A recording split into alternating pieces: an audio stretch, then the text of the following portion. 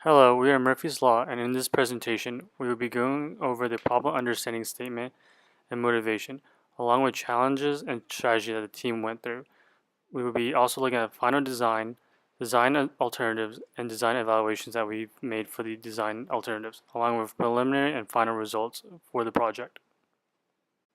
For this competition, we were asked to design a machine that accomplished 5 tasks. These tasks are to clear 3 boulders from the habitat zone, gather the supply crates on the home zone borders, rescue stranded astronauts/rovers, land spacecraft in the mountain ridge, and finally egress out of the landslide zone safely. In the HASA quality shown here, one of the most important tasks is landing the spacecraft safely. It has a 140-point swing from doing the task correctly, which would net you 60 points, and doing it incorrectly, which would net you negative 80 points. Deploying the spacecraft is the only task where the performance of one team does not seriously impinge another. The engineering requirement that affects the most customer needs is the points scored per run. The target value for points per run is greater than 156. That is the amount of points the machine will get if the machine performs all the tasks that it has complete control over, such as clearing boulders, landing spacecraft, and egressing correctly. The rest of the available points are split among the competitors. Scoring more than 156 points will guarantee that the machine will place in the top 2 and advance to the next round. Here you can see the morphological chart that was made for the competition. From this chart, Murphy's machine chose to use a long arm switch at first to determine when to deploy the spacecraft, but it proved to be inconsistent. The next solution was to use the timetables, which proved to be more consistent. Along with the timetables, utilizing a solenoid to retain and release the spacecraft from their housing, the spacecraft subsystem was very proficient.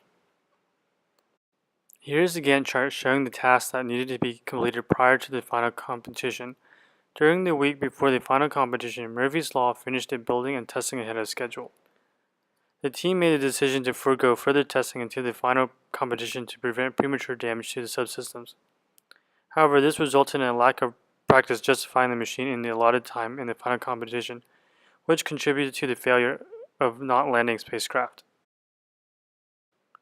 One important specification in the spec sheet is that the long arm switches have a maximum operating frequency of 600 cycles per minute. This corresponds to a cycle every 0.1 seconds.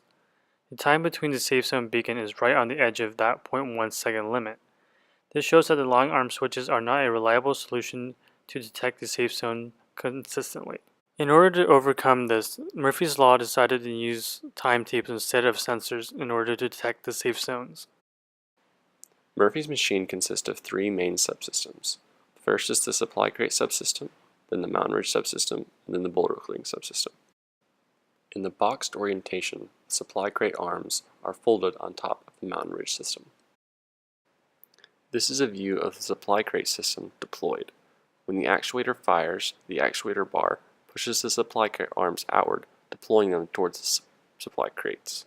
A motor then retracts them, pulling the supply crates into the home zone. The next subsystem to activate is the mountain ridge subsystem shown here. After the supply crate arms are cleared, the second actuator fires, allowing the system to swivel on the turntable, extending the drawer sliders and the astronaut and rover arm.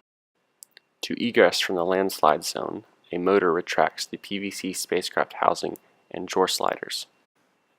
The same motor is used to power the boulder clearing system shown here. Halfway through the egress, the boulder arm sweeps across the habitat area, clearing the boulders to the right of the machine. Shown here are the deployed and boxed orientations of the full machine.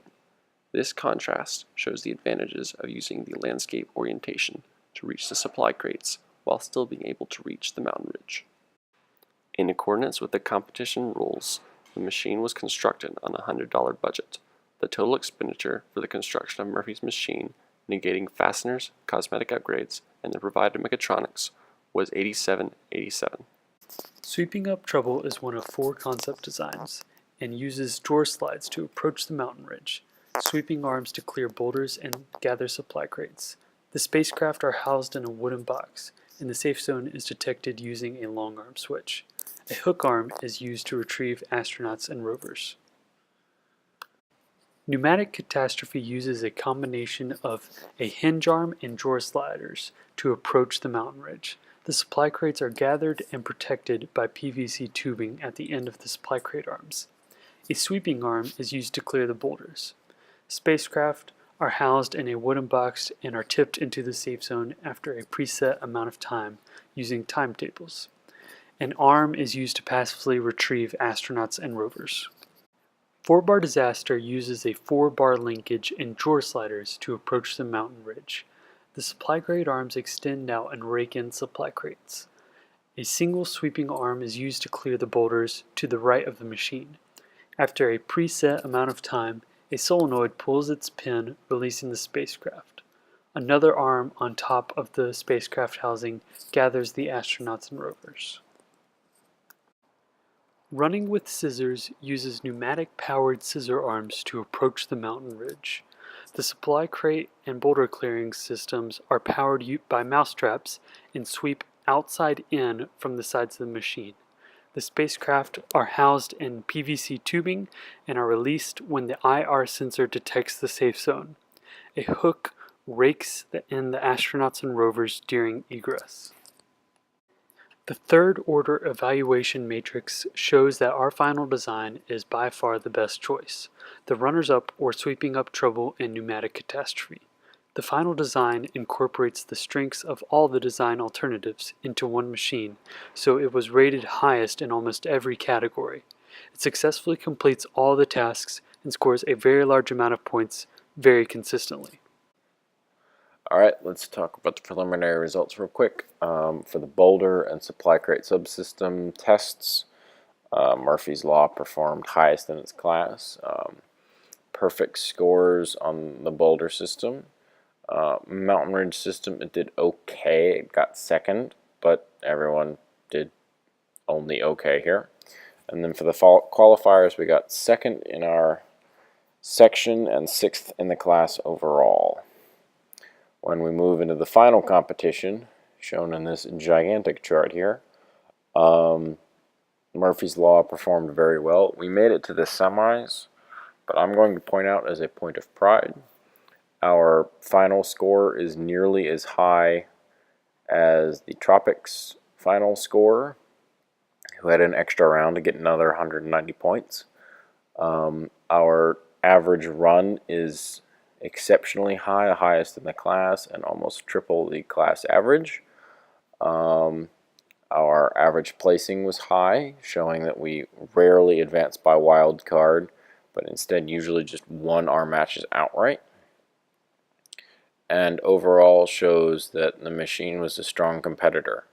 A big thing to consider here, shown in some of the videos, is that the reason for the lackluster performance in rounds 4 and 5 were that the machine was not fully justified forward, preventing all of the spacecraft from being deployed in the mountain ridge. Had we been fully justified forward, we would have scored more points, potentially made it into the final, and just generally performed better. In other words, the machine did great, the humans were terrible. Overall, we're very proud of our machine. We're proud of how well it performed. We worked well together as a team for these last 5 weeks of the most intense thing any of us have yet to do at this school.